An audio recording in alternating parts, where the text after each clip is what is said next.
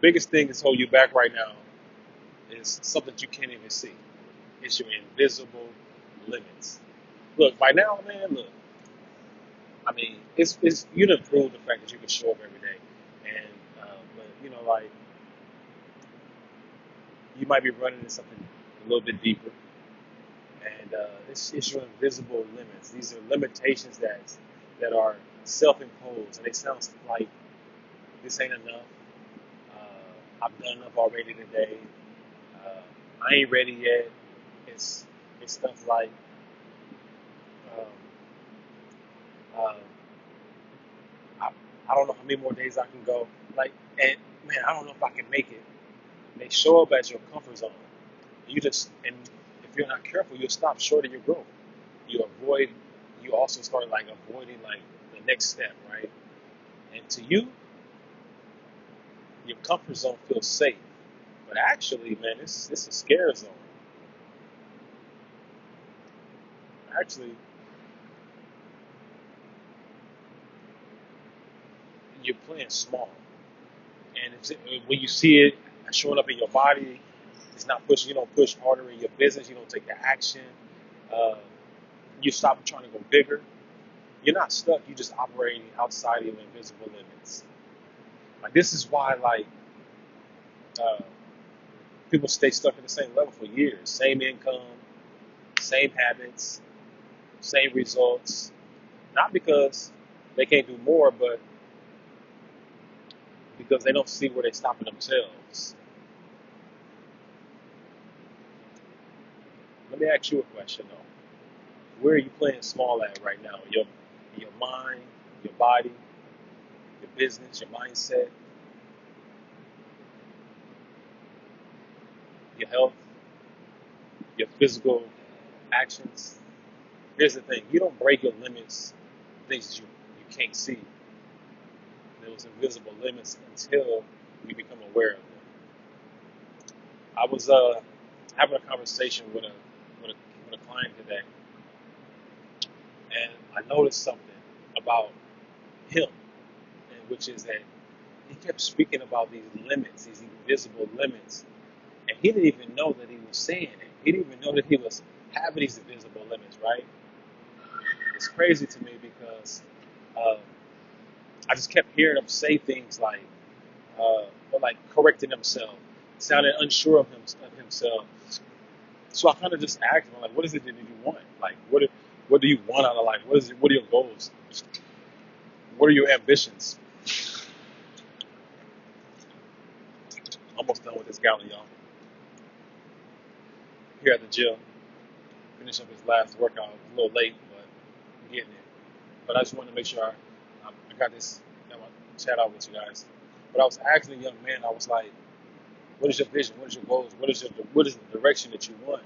And a lot of his talk had a lot of limits. He was limiting himself, and what I discovered was his perception of himself was so small. Um, he would say things like, "Man, I want to do big things, but I don't want to make a whole bunch of money. I just want to make enough money to be comfortable." He's like, "I just want to live." And he said, "That might sound weird to you, but that's just what I want. I was like, why are you putting so many limits on yourself? Like, why are you limiting your thoughts? Why are you limiting your thinking? Why are you limiting your life?" And he didn't catch it at first. Like he didn't notice for sure. Definitely didn't notice that he was putting these limits on himself until I started bringing them to his awareness. And um, I told him, I was like, I want you to start. I gave him some action steps that I wanted him to start practicing. I just told him to start writing a journal every single day. Like every morning you wake up, just write 5 things that you're grateful for. Right? Like what are the 5 things you're grateful for? But here's a caveat: every single day, right? That you write those 5 things that you're grateful for.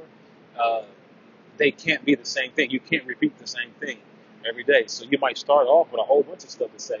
I'm so I'm so grateful that I woke up this morning. I'm so grateful I got a family that loves me. I'm so grateful that I'm in good shape. I'm so grateful that my business is doing well. Whatever. But I'm so grateful I get to hear the birds chirping. After a while, you stop having. You start running out of things, right? You're like, dang, I didn't say everything. But that's when you got to dig deeper. That's when you got to like be like, okay, there are other things like I need to be grateful for, and it pulls your awareness to where you need to be looking and where you need to be focusing at.